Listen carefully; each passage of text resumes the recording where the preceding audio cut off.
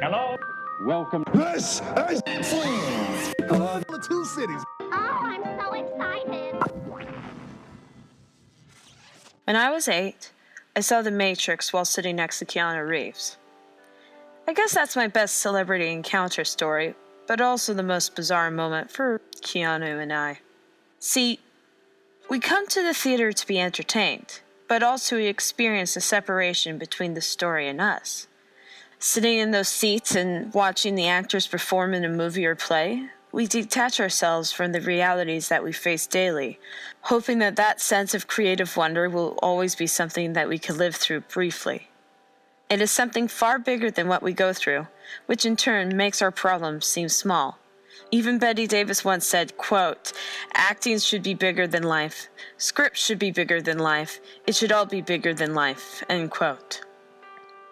That's why having Keanu sit next to me was such a weird thing. Neo became part of my world. The movie shrunk just a little bit, and Keanu wouldn't stop laughing at himself. The reason I am telling you this is because this week we're doing our first theater episode. For us, this is one of a sporadic many, since my city is filled with the deep lore of theater history, and with Nikki, her thorough researching skills allows us to have an abundance of stories to tell.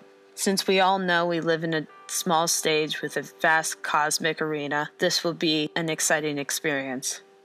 So sit back, relax, and welcome to another Tales of Two Cities episode. Here is Nikki starting us off with The Bijou. Here in Eugene, we have an eclectic vibe. Eugenians are strong proponents of environmentalism and recycling, right down to our buildings. The Bijou is a small local movie theater, which was once a church before becoming a mortuary and finally becoming the theater that we know today. I went to the Randall V. Mills Folklore Archives at the University of Oregon and did some digging. I found 2 reports that mention the Bijou specifically. Where Do You Go to Watch the Movies? The Bijou's the Place by Mary Erickson, and Something Strange is Going On Here, a research paper about the beliefs and stories of theater employees by Adam Brickell. The Bijou has been part of the community in theater form for 30 years. It is unique in that the Bijou only shows independent, hard-to-find, or foreign films. Cult classics like Rocky Horror Picture Show also make it to the Bijou screen. Built in 1925 by W.R.B. Wilcox, who was the first dean of the School of Architecture at the University of Oregon, the Bijou was an old Spanish-style missionary church.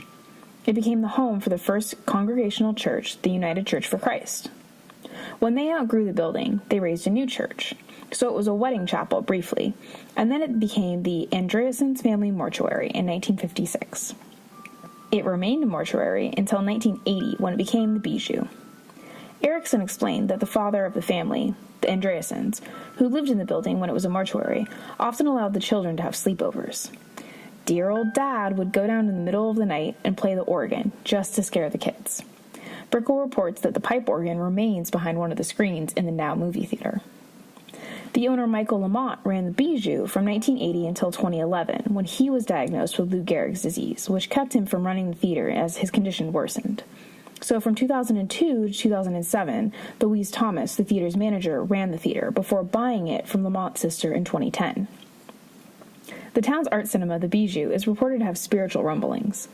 Making improvements and repairs is one way to scare up dormant ghosts. So when the mortuary became the theater, perhaps some ghosts from the building's past were awoken or frustrated with the changes. This is a theme that's come up before at the Winchester Mystery House, but for that story, check out our mini-episode dedicated to that particular happening. As for the Bijou, Brickell states that many people report a feeling when they enter the Bijou. Erickson contributed a variety of interviews, many of which speak to these feelings and other instances of hauntings. A person took a picture that may have been a ghost. All the lights were off, and it was a long exposure. The interviewee mentioned maybe it was an infrared photographer, but there was, quote, a lot of weird phenomena, like weird noises and like doors opening and stuff. I've seen like things out of the corner of my eye or whatever. Just to be on the safe side, when I come in, I always say hi to the ghost. Try to get on their good side so they don't mess with me, end quote. Another report said a little girl once walked up to a popcorn machine and was seemingly absorbed into it. Perhaps she was an apparition of a child that was there before. In another quote, I've seen a few things that I can't readily explain, so I might as well say they're ghosts. Like one night, I was here by myself, closing up. I just finished cleaning the popcorn machine, and I saw through it someone walk out of Theater 1. And I stepped around to ask how they got in here, and nobody was there. Most ghosts, though, are seen in Theater 2, which was not an original part of the building. It was constructed after the church. It became parking for the hearses, so bodies of those coming in and going would go through the door by what is now the projection booth, and the ghost hunter class at Lane Community College reported that the strongest readings of paranormal activity come from the doorway that the bodies came in and out of. Also related to Theater 2, one night a woman named Jen saw an apparition. She was cleaning when she saw something out of the corner of her eye, a figure of a woman in a wedding dress, swiftly floating up the aisle. She screamed and ran to the projection booth, where her boyfriend, Scott, was the projectionist, and he was also freaked out. They turned on the lights, and nothing was there. The next day or so, the other janitor was there pretty late. It was starting to get light outside, and he looked outside and saw a woman in a wedding dress in front of the fountain in the courtyard. Remember, this was a church, so this theater happens to have a courtyard. He went out to see what was going on, but when he got there, nothing was there. Another person reported, quote, "A lot of people see an apparition or something of a woman in the courtyard, like wearing a white dress, so it could be a churchgoer from back when it was a church. Or also, it was a funeral parlor for a number of years, so a lot of dead people passed through here, and this room was where they parked the hearses of almost every single dead person that came into this room, so it could just be left over from that. I don't know." Mysterious happenings at the Bijou. For those that enjoyed My Favorite Murders, Karen Kilgariff's telling of the movie theater murder, I thought I could add to the story, because the tale didn't just end with a gunshot. But let's go back to the beginning. In 1942, John Hampton opened the Silent Movie Theater, 15 years after sound was introduced. John had his own personal collection of silent films and took the effort to restore and preserve the classics, a concept extremely foreign during that time. Because of him and Mary Pickford, they were able to restore and preserve 10% of the silent films that were ever made, which are the only films we still have today.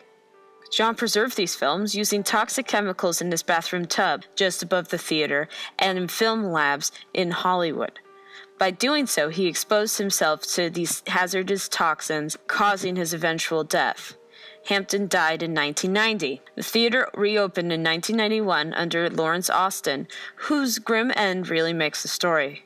The beneficiary and boyfriend of Lawrence Austin, James Van Sickle, offered 19-year-old gun-for-hire Christian Rodriguez $25,000 to kill Austin and $5,000 to kill the concessionist Mary Giles to make it look like a robbery.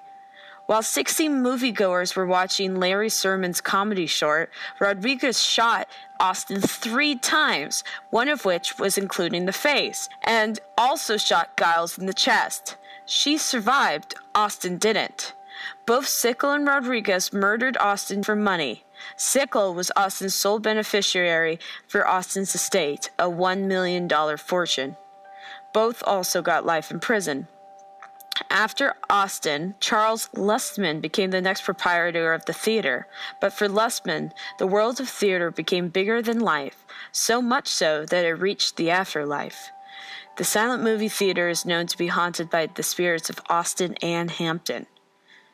Hampton is known to haunt the upstairs lounge, which used to be Dorothy's apartment for 45 years. People have heard him roaming around the upstairs loft, probably restoring movies of yesteryear. Also, Lustman had stated that when he started experimenting with newer age cinema, Hampton would cause problems. For example, in the year 2000, when he hosted a 3D film festival, he received a black eye on the display case. Also, the projector broke minutes before the festival began. It has been said that Austin has haunted the bottom floors.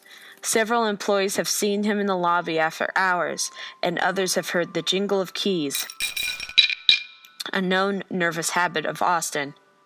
In 2006, Lustman sold the theater to the Harkin brothers, which created the now-known Cinefamily that I grew up with during my high school years. I've personally been to the Silent Movie Theater several times when they used to do silent movies on Tuesdays. Maybe it's because of its history, but I can agree to the fact that there is a strange energy there. There is a sense of longing for the older times, for the simpler times. Maybe it's the faces of the silent stars looking down at you, hoping to see the excitement for their work. Or maybe it's because the theater has changed so much to the point that silent moves are rarely played there, that there is a sense of sadness. I really can't say, but I can attest to the fact that there is a feeling that the theater really does ooze deep into your soul.